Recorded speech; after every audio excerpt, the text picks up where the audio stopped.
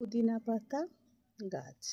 এই গাছ মৌষধি হিসাবে ব্যবহৃত হয়। এই গাছের পাতার এই যে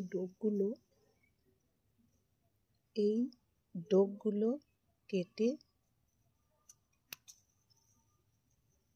ভালো করে সিদ্ধ করে ঘি দিয়ে মেখে খাওয়া যায় এবং পাতার রস মাথার চুলে লাগানো যায়। মাথায় লাগালে মাথার চুল ঘন কালো এবং সুন্দর হয়। আর এই বেটে রস হিসাবেও খাওয়া যায়। এর গুণ অপরিসীম।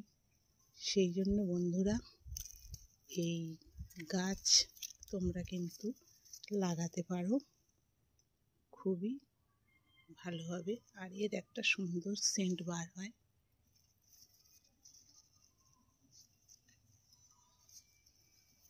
খুবই ভালো। এই গাছটা কিন্তু ডাল কেটে গাছ করা যায়। যেমন এই প্রত্যেকটা গাছের এই যে খাঁজ আছে, এই শেকড় আছে, এই শেকড় এইখান থেকে কেটে এই শেকড়টা বসিয়ে দিলে কিন্তু ভালো গাছ হয়।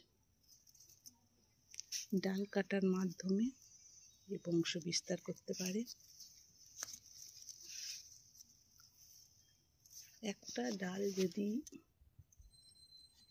বসানো যায়, প্রচুর গাছ হবে এবং এর থেকে যথেষ্ট পাতা নেওয়া যাবে।